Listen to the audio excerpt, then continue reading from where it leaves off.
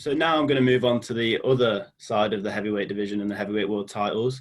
And Tyson Fury, Deontay Wilder was announced last week for the 24th of July. Obviously, a lot of people in the boxing world are saying that after the last two performances that Wilder has no chance. I'll start with Doey. Do you think that Wilder does have a legitimate chance in this fight? I don't know. I flip back and forth. So at the end of the second fight, I wasn't sure Wilder would fight again. I just felt that he didn't take that, he didn't get knocked out, sort of, he didn't get put down hard or anything, but he just got beat up. I feel like he lost a bit of himself, lost a bit of his soul almost. And I wasn't sure he'd come back. And I was convinced at the time that actually, every time they fight, 100 times, Tyson Fury's going to do the same thing. He's got his number. But maybe it's the fight hype. Maybe it's, seeing tweets. Maybe it's watching a few clips. I don't know. But you just can't ever discount Wilder. That punch. I don't know. I feel like Fury's not as switched on, not as sharp as maybe he was the second time. And boxing's like this, isn't it? That something upsets the apple cart. And Wilder's got the biggest thing in boxing that can upset. So if he catches Fury, I don't know. I can't commit, boys. I'm rubbish. I don't know. Turn to the. Greg, what about you? What do you think? Do you think Wilder has any more of a chance in this fight than the last two? I don't know why. I know we kind of touched on this earlier, but I just see Wilder getting beat up and knocking Fury out. I don't know why. I just think that you've got to have a bit of fear in your belly when you go into a fight. You've got to have something that keeps you sharp. And I think that Fury has got to the point where he's disrespecting Wilder and he doesn't believe he's the same guy. And they always say the last thing to leave you in boxing is your punch. And the one knockout that stands out for me, it's one of the scariest knockouts I've ever seen, is, do you guys remember when Wilder knocked out Dominic Brazil? Yeah. Oh my God. I thought he was dead at first. I was like, whoa. That is scary, scary power. If he's not lost that power, he's still got that. And I just think if Fury goes in, his hands down, sticking his tongue out, disrespecting him, I can just see him walking onto one. I really can. I don't see him getting up this time. But you made me think there, Greg. How many times have we talked boxing and whatever else, and you often make the point that fighters who fight with a bit of fear have that little bit more. One example out of the countless we've talked about, we talked about Calzaghe versus Lacey way back when, and the short story was Lacey was the favourite, obviously, and everyone knows that whole story. But Calzaghe was scared. He wanted to pull out, not scared of the man, but scared with injury. And Lacey had this big reputation, and Calzaghe had that little bit where he's fighting on fear, and it was, in my eyes, and I'm very biased, one of the best performances in boxing history. But that little bit of fear, how does that help Wilder on July 24th? Very quickly, to touch on what you said there, Joe Calzaghe, Jeff Lacey for me is the greatest British boxing performance in history. It was unbelievable that night, and he was scared, like you said. He said, I'm sure I've seen something where he said about a week before the fight, he said to his dad, Dad, I'm scared of this guy. I don't believe in myself, and he was wanting to pull out, like you said, and his dad said, see if you pull out of this fight, you can forget boxing, because he's so many injuries, pulled out of so many fights before. He's like, you cannot pull out of this, and it was the best thing that ever happened to him. So now to contradict myself, I think fear may not work in a guy like Deontay Wilder's favour. I think he needs to go in believing that he's got this one shot power.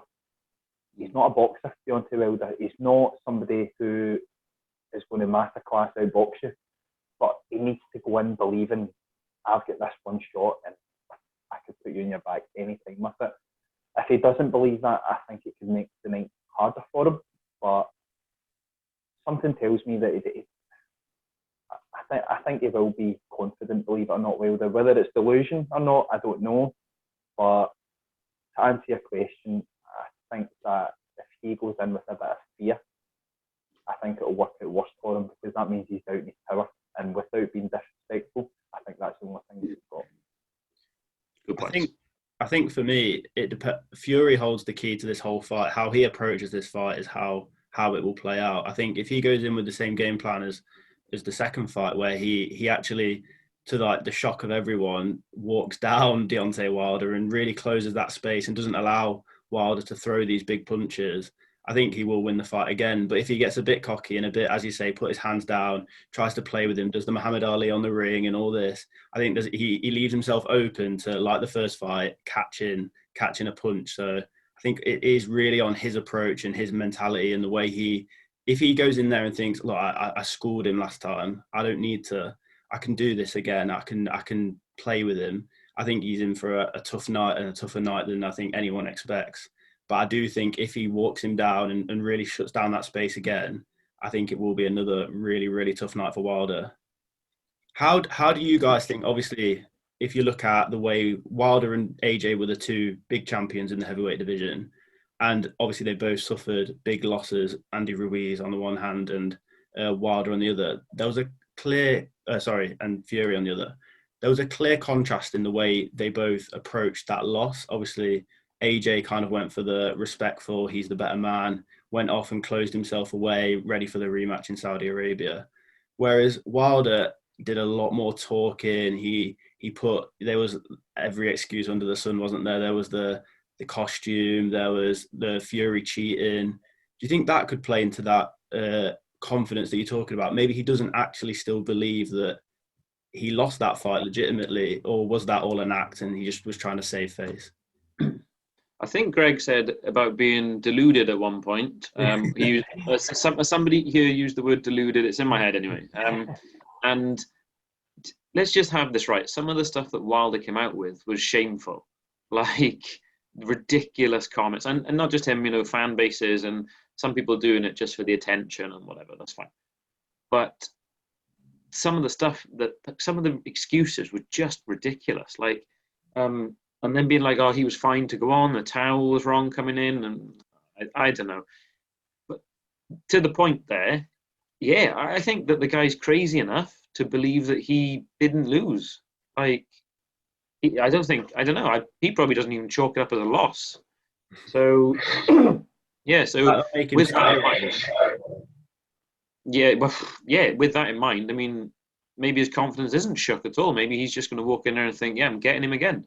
Like, I say again, but he'll catch him like he did in the first fight. My short prediction, though, is I think Fury beats him. I just think Fury's too good for him, and I just think he'll have enough again. So Fury to win is my short prediction. Yeah. By knockout. And you know what? It's hard to argue with that, because if you put it down to talent alone, it's not close. When Sam was talking there a minute ago, before we get to the point that you said there, it reminded me of something. I don't know why this fight jumped out at me, but when we're talking about being overconfident and things, do you guys remember when Lennox Lewis fought Hasim Rahman in South Africa, and he jabbed him, and the way that he stepped back and he was smiling at Rahman threw that right hand and knocked him out? Oh man, I can't see something like that coming again. And it's not because I think Wilder's better than Fury. I think Fury's street's better than Wilder.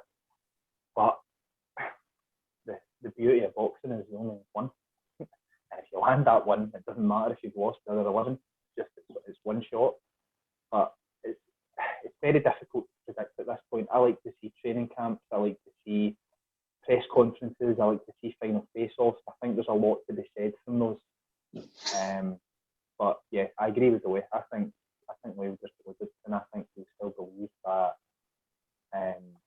he's capable of beating Fury. But the final point I'll make here is I thought it was genius what Wilder done in the first press conference.